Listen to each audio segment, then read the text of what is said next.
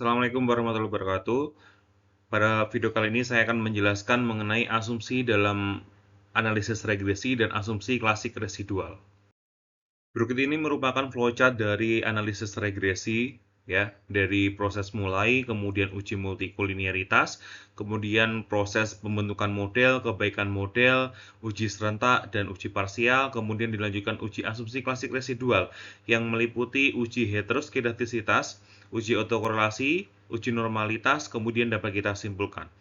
Ya sudah kita pahami bahwa di dalam regresi itu intinya adalah kita melakukan pembentukan model, kemudian mengukur kebaikan model, kita melakukan uji signifikansi parameter baik uji serentak maupun uji parsial yang ditunjukkan pada kotak warna hitam.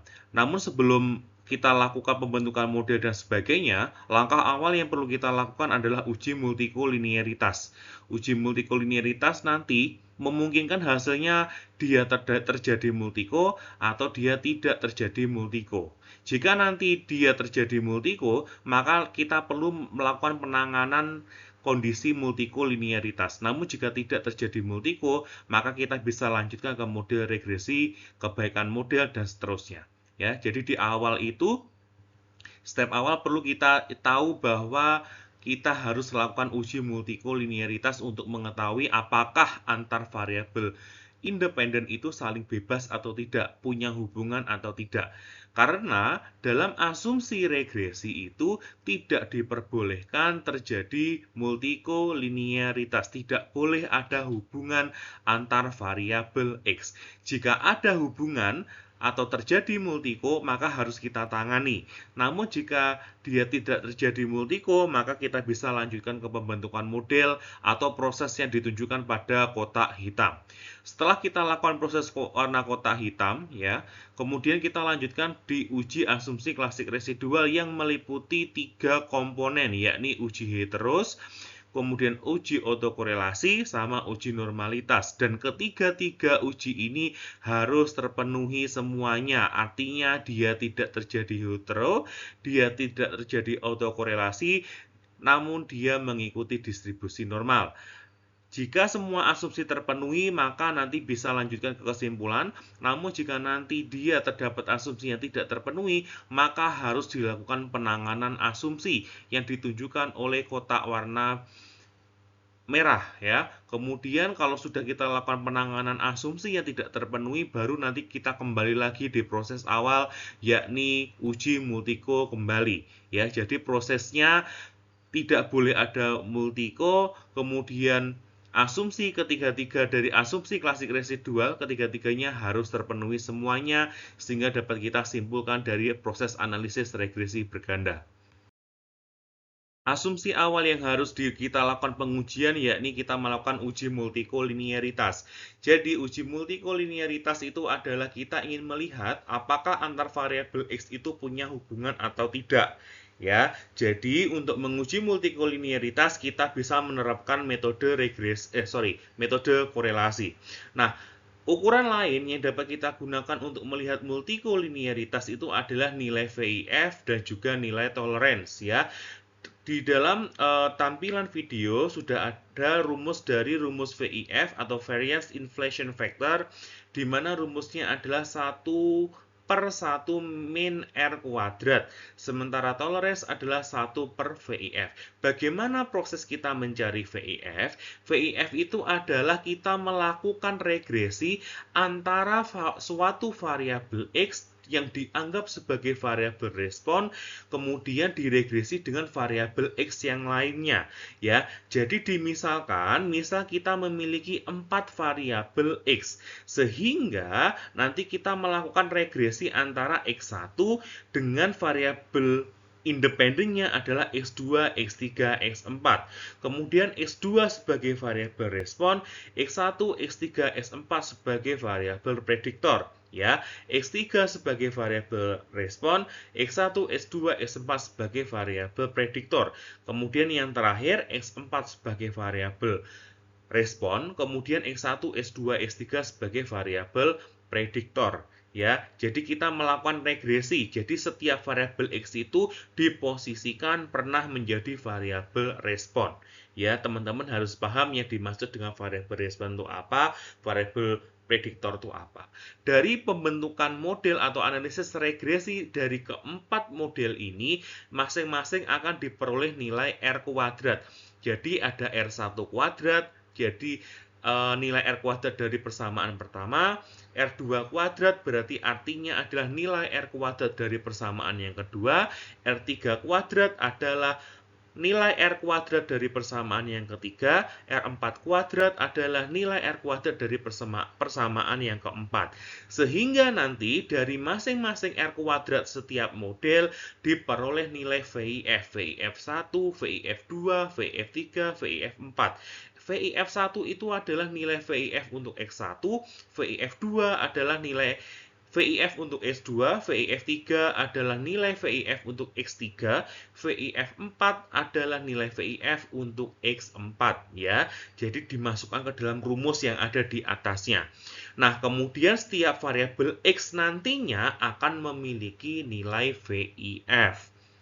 Kemudian di samping memiliki nilai VIF, masing-masing X juga memiliki nilai tolerance, di mana rumusnya adalah 1/VIF. Nah, dari hasil analisis itu nanti, maka kita bandingkan nilainya.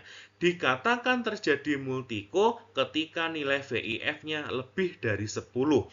Atau kita melihat dari nilai tolerance, terjadi multiko ketika toleransinya kurang dari 0,1. Nah, kalau misalkan kita memaksa bahwa kita melanggar multiko atau melanggar adanya hubungan antar variabel X, itu akan berdampak pada nilai estimasi parameter. Estimasi parameter itu yang mana? Yang nilai beta 0, beta 1, beta 2, dan seterusnya. Kemudian apa dampaknya lagi? Ketidaktepatan model regresi yang terbentuk. Kemudian pada pengujian signifikansi parameter memungkinkan menghasilkan model yang tidak signifikan atau beta 1, beta 2-nya tidak signifikan. Dan yang terakhir adalah ketidaktepatan dalam interpretasi model. Kenapa demikian? Karena nilai estimasi yang salah, maka pembentukan model yang dihasilkan juga pasti akan salah. Sehingga harus dilakukan uji multikolinearitas terlebih dahulu. Nah, bagaimana kalau misalkan nanti dari X1, X2, X3, X4 terdapat VIF-nya yang lebih dari 10? Langkah awal yang dapat kita lakukan adalah penanganannya, yakni menghapus variabel yang memiliki nilai VIF yang paling tinggi.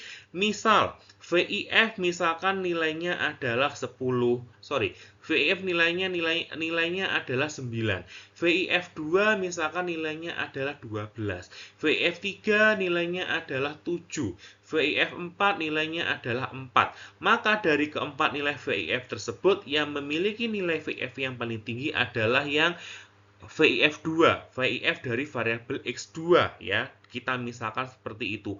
Maka nanti pada proses analisis regresi berganda yang melibatkan variabel Y dan X, variabel X2 tidak digunakan untuk analisis karena dia memiliki nilai VIF tinggi yang melebihi dari 10. Seperti itu prosesnya. Atau kita bisa melakukan penanganan multikolinearitas itu adalah dengan menerapkan metode Principal Component Analysis yang bertujuan untuk mereduksi jumlah variabel prediktor. Maksudnya bagaimana? Principal Component Analysis itu misalkan kita akan melakukan variabel X-nya ada 4.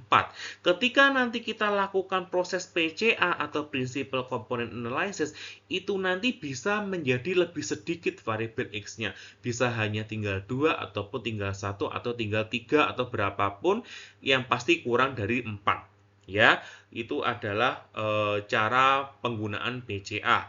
Atau teman-teman bisa menggunakan metode yang namanya Ridge Regression atau menggunakan Lasso Regression. Teman-teman bisa pelajari apa itu Ridge Regression atau regresi Ridge atau Lasso Regression atau disebut dengan regresi Lasso. Yang selanjutnya adalah kita membahas mengenai uji asumsi klasik residual. Teman-teman bisa pahami ya, uji asumsi klasik residual kita menguji 3. Ada uji heteroskedastisitas, ada uji autokorelasi dan uji distribusi normal. Uji multikolinearitas itu tidak termasuk ke dalam asumsi klasik residual. Uji multiko itu adalah asumsi sebelum regresi itu dilakukan, sebelum kita lakukan pembentukan model. Jadi nanti dipahami mana yang asumsi dalam regresi, mana asumsi klasik residual, karena itu berbeda. Berbeda untuk proses analisisnya. Nah, ini adalah yang pertama berkaitan sama uji heteroskedastisitas. Heteroskedastisitas itu adalah kondisi varians dari error yang berubah-ubah. Itu yang dihindari di dalam analisis regresi, karena yang dikehendaki adalah kondisi homoskedastisitas yang artinya variansnya tetap. Yang maknanya bagaimana? Maknanya adalah kok varians error tetap, varians error berubah itu bagaimana? Maknanya adalah ketika nanti jumlah sampel yang digunakan itu ditambahkan, maka nanti tidak akan berpengaruh terhadap error. Seharusnya seperti itu yang disebut dengan homoskedastisitas. Tapi kalau misalkan nanti sampel yang digunakan itu adalah sebesar X gitu aja atau sebesar 50 gitu, ketika ditambahkan dan itu nanti error yang dihasilkan, yang dihasilkan itu malah semakin besar, itu yang tidak diinginkan dalam regresi atau terjadi heteroskedastisitas. Ya, jadi yang diharapkan dalam regresi itu adalah kondisi kondisi homoskedastisitas di mana error itu adalah tetap. Jadi ketika ditambahkan sampel untuk analisis, dia tetap nggak berubah-berubah. Nah, bagaimana cara proses untuk mendeteksi adanya heteroskedastisitas itu ada atau tidak? Pertama ada metode grafik, kedua ada uji Park, yang ketiga ada korelasi Spearman, yang keempat ada uji Gleitzer. Yang sering dipakai itu adalah uji Gleitzer. Nah, bagaimana prosesnya? Yang pertama adalah metode grafik. Jadi, di situ ada penjelasan metode grafik antara tiap variabel X dengan Y, E² dengan Y topi, E² dengan setiap variabel X. Jadi kita bisa melakukan pembentukan grafik antara setiap X dengan Y. Ketika nanti bentuknya itu membentukkan suatu bentuk khusus atau bentuknya linier ya, itu memungkinkan adanya hetero. Atau kita lihat dari nilai E² dengan Y topi. Ketika nanti kita modelkan grafik antara nilai error yang dikuadratkan dengan Y topi atau Y hat, jika membentuk pola tertentu itu kemungkinan terjadi heteroskedastisitas. Pun sama dengan E² dengan setiap variabel X. Kalau ada polanya itu jelas bentuk polanya, itu memungkinkan terjadi heteroskedastisitas. Ya, atau teman-teman bisa menggunakan yang namanya uji Park model. Park model itu adalah kita regresikan antara nilai ln E² ya yang dianggap sebagai variabel respon dengan variabel X. Teman-teman kan punya data variabel X kan, X1, X2, X3. Kemudian dari pembentukan model kan ketemu nilai E. Nah, E tersebut teman-teman kuadratkan, kemudian teman-teman cari fungsi ln dari E². Jadi ada data baru ln E² yang kemudian teman-teman regresikan dengan setiap variabel X. Ketika nanti X-nya itu berpengaruh terhadap ln E², maka nanti dia terjadi heteros dan itu tidak boleh. Atau teman-teman bisa menggunakan korelasi Spearman ya antara nilai mutlak E dengan setiap variabel X. Kalau terjadi korelasi jelas berarti terjadi heteros. Atau yang satunya kita melakukan uji Gleitzer, yakni kita melakukan regresi antara nilai mutlak E, nilai mutlak error dengan seluruh variabel X. Hampir sama kayak uji Park. Kalau uji Park itu adalah responnya itu ln E², tapi kalau uji Gleitzer variabel responnya adalah nilai mutlak dari error atau nilai mutlak dari residual. Kalau terjadi terjadi heteros itu ketika X-nya nanti berpengaruh. dan yang diharapkan adalah X-nya itu tidak berpengaruh supaya nanti berarti terjadi homoskedastisitas. Nah, kalau berpengaruh nanti bagaimana proses selanjutnya? Kita perlu melakukan penanganan dulu. Penanganannya di sini saya tuliskan ada dua, ada transformasi variabel, bisa menggunakan weighted least square, tapi cukup teman-teman melakukan transformasi variabel saja. Jadi, kalau misalkan nanti ternyata nilai X1, X2, X3, X4 itu berpengaruh terhadap nilai E mutlak kalau kita lakukan uji Gleiser. Sehingga nilai X itu harus kita transformasi, teman-teman, kita ubah. Ya, ubahnya bagaimana? Kita jadikan ke dalam bentuk sinus, kita jadikan dalam bentuk kosinus, kita jadikan dalam bentuk ln, seperlen, seperlog, log, akar, kuadrat. Itu banyak sekali transformasinya dan teman-teman harus trial error, harus dicoba satu persatu, dan itu nanti setelah teman-teman transformasi datanya itu balik lagi dari awal, teman-teman harus uji multiko, pembentukan model, dan seterusnya sampai yang terakhir ya, sampai semua asumsinya terpenuhi. Ya, jadi transformasi variabel itu adalah mengubah data awal menjadi data baru. Data baru ini bentuknya bagaimana? Ya, bisa menggunakan fungsi len, bisa menggunakan fungsi log, seperlen, seperlog, akar, kuadrat, dan sebagainya. Teman-teman harus trial and error. Kemudian teman-teman dari data yang baru, teman-teman balik lagi dari awal. Uji multiko, membentuk model, mencari R kuadrat dari model, signifikansi serentak parsial, dan seterusnya. Begitu caranya kalau misalkan di dalam penanganan heteroskedastisitas kita lakukan transformasi variabel. Jadi, makna transformasi variabel adalah, saya ulangi, mengubah data awal menjadi data baru sesuai dengan transformasi teman-teman yang teman-teman lakukan. Bisa bentuknya diubah ke dalam bentuk sinus, kosinus, sepersin, seperkos, ln, log, akar, dan sebagainya. Banyak sekali dan teman-teman harus nyoba satu persatu. Asumsi klasik residual yang kedua, yakni adalah autokorelasi. Apa yang dimaksud dengan autokorelasi? Autokorelasi itu adalah terdapat hubungan antar error, antar residual, antar E. Ya, dan itu tidak diperbolehkan di dalam regresi berganda. Ya, di situ di penjelasan di dalam video tentang menjelaskan bahwa tentang bebas dari kondisi autokorelasi di mana komponen error berkorelasi berdasarkan urutan waktu atau urutan ruang atau korelasi pada dirinya sendiri. Jika tidak terpenuhi ya, atau misalkan dia terjadi autokorelasi, maka hasil estimasi itu bias. Yang dimaksud bias itu bagaimana? Errornya itu besar. E-nya itu besar sekali.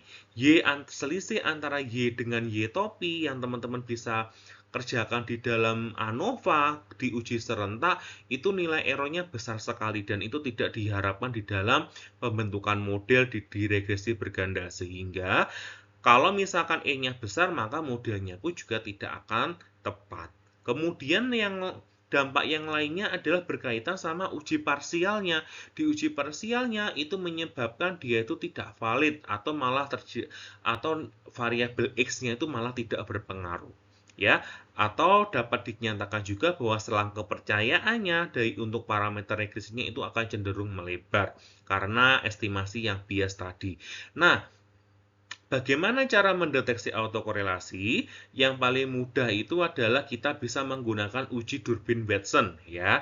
Rumusnya adalah D sama dengan sigma ET dikurangi ET-1 dikuadratkan dibagi dengan ET. ET itu apa? ET itu adalah nilai dari residual ya atau nilai error. Kok di situ dituliskan ET-1? Yang dimaksud dengan ET-1 itu adalah lag dari variabel error ya. Lag itu apa? Mengubah data dari pengamatan ke T menjadi pengamatan ke T-1. Misalkan teman-teman punya data error seperti ini. 12, 13, 14, 15, misalkan seperti itu. 12 di posisi data pertama, 13 ke 2, 14 ke 4, 15 ke 14 ke 3, 15 ke 4. Kemudian yang dimaksud dengan lag itu, data yang awalnya pertama menjadi data kedua, data yang awalnya urutan kedua menjadi ketiga, dan seterusnya. Sehingga data yang pertama itu menjadi kosong. Seperti itu yang dimaksud dengan lag pertama. Kalau lag kedua berarti nanti datanya semakin turun, seperti itu. Nah, kemudian itu nanti digunakan untuk melakukan uji Durbin-Watson. Cuma nanti teman-teman bisa menyimak di pemaparan berkaitan bagaimana proses analisis dengan menggunakan aplikasi jauh lebih mudah, ya. Kemudian selanjutnya untuk deteksi autokorelasi juga bisa menggunakan bentuk plot yang namanya adalah ACF atau Auto Correlation Function. Ketika nanti terdapat data yang melebihi batas atas sama batas bawahnya, berarti terjadi autokorelasi, dan itu tidak diharapkan. Dan penanganannya ini cukup tricky ya. Kita bisa menggunakan yang namanya generalized least square. YT bintang sama dengan beta 0 bintang plus beta 1 XT bintang plus VT ya. Di situ saya simbolkan VT untuk nilai errornya. Jadi jangan dibingung. Nah, bagaimana cara mencari YT topi? YT topi sama dengan YT dikurangi rho YT-1. YT-1 tadi seperti apa? Sama kayak ET-1 tadi. Mengubah data pertama menjadi data kedua menjadi ketiga. Jadi datanya turun. Kalau XT itu bagaimana? Yaitu XT dikurangi rho XT-1. Jadi datanya itu kita ubah, kita transformasi. Kalau tadi di hetero itu kita transformasi datanya sin cos bla bla bla tadi ya, ada banyak itu. Kalau di dalam autokorelasi bentuk transformasinya adalah kita mencari lag, kemudian kita hitung nilai Y bintang sama XT bintangnya. Nah, sekarang bagaimana cara mencari nilai rho-nya? Rho itu dihitung dari nilai Durbin-Watson yang kita hitung di deteksi autokorelasi.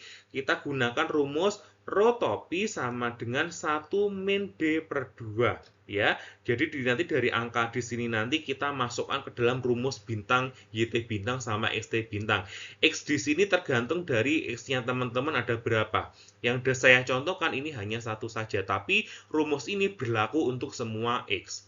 Atau teman-teman bisa menggunakan dari model regresi antara ET dengan ET-1 ya, namun tidak ada nilai beta 0-nya, tidak ada nilai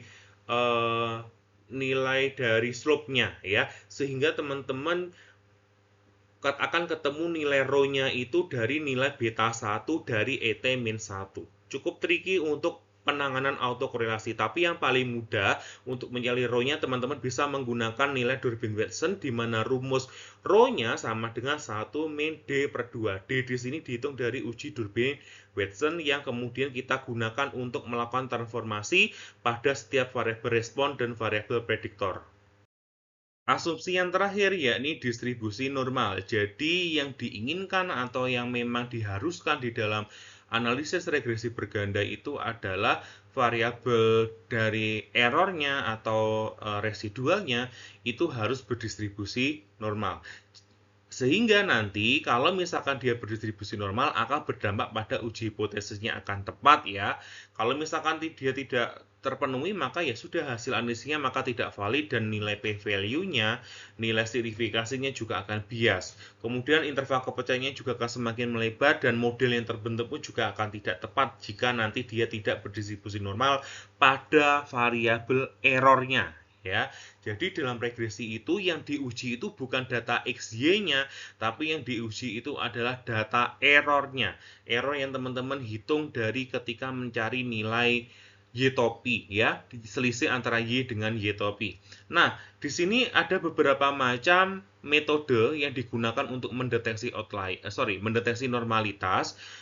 Yang pertama adalah menggunakan histogram residual, yang kemudian kedua adalah uji Shapiro-Wilk untuk sampel kecil, sementara selanjutnya adalah uji Lilliefors dan uji Kolmogorov-Smirnov ini hampir sama, di mana dua-duanya untuk sampel besar. Kemudian ada uji Anderson-Darling dan ada uji Ryan-Joyner, kemudian ada uji Jarque-Bera ya. Kalau Jarkobiera ini kita menggunakan perhitungan skewness dan kurtosis. Ya, teman-teman kalau mempelajari mengenai skewness kurtosis itu pasti sudah kalau teman-teman lihat rumusnya Jarkobiera itu sudah tahu bagaimana cara mencari Jarkobiera. Nah, itu adalah cara mendeteksi apakah variabel dari error atau residual itu normal atau tidak. Yang diharapkan adalah normal ya. Kemudian selanjutnya adalah kita lakukan penanganan normalitas. Kalau misalkan tidak terjadi atau asumsi normalitas itu tidak terpenuhi. Pertama adalah kita melakukan mendeteksi dari outlier. Outlier itu adalah data yang menyimpang, data yang melebihi dari batas, itu kita bisa buang. Atau teman-teman juga bisa menggunakan metode resampling bootstrap. Jadi kalau arahnya itu nanti adalah regresi bootstrap yang bertujuan untuk menekan angka error yang dihasilkan dari model yang dibentuk dari model dari hasil sampling dari sampel yang kita gunakan untuk analisis. Cara yang paling mudah adalah teman-teman bisa menambahkan jumlah sampel yang digunakan di dalam analisis. Kalau misalkan teman-teman menggunakan anggap saja 40 sampel, mungkin bisa ditambahkan menjadi 60, 70 ya. Jadi semakin banyak sampel itu memungkinkan bahwa asumsinya itu terpenuhi. Ya, asumsi normalitas itu terpenuhi. Jadi berdasarkan penjelasan saya dari awal bahwa asumsi di dalam proses analisis regresi itu ya ada asumsi sebelum dilakukan analisis regresi ya, saya bikin summary. Jadi ada asumsi yang namanya uji multikolinearitas. Kemudian setelah kita cek multikolinearitasnya ada atau tidak dan kita diharapkannya itu adalah tidak ada multiko, kita lanjutkan pembentukan model. Dari pembentukan model kemudian kita cari kebaikan model, selanjutnya adalah uji serentak dan uji parsial. Langkah selanjutnya adalah uji asumsi klasik residual. Asumsi klasik residual itu ada 3. Ada uji heteroskedastisitas atau sering disebut dengan uji identik. Kemudian ada uji yang namanya autokorelasi atau yang disebut dengan uji independen. Yang terakhir adalah normalitas ya. Itu ketiga dari uji asumsi klasik residual. Ketiganya harus terpenuhi. Jika tidak, maka nanti ada penanganannya masing-masing. Kalau sudah ditangani, bagaimana langkahnya? Kita kembali lagi prosesnya dari awal. Jadi setelah kita ubah datanya, tidak hanya kita ubah data saja, kemudian kita regresi langsung, itu tidak. Kita balik lagi dari awal, kita uji multiko, dan seterusnya sesuai dengan flowchart yang sudah saya jelaskan ke teman-teman bagaimana proses analisis regresi berganda. Assalamualaikum warahmatullahi wabarakatuh. Pada video kali ini saya akan menjelaskan mengenai asumsi dalam analisis regresi dan asumsi klasik residual.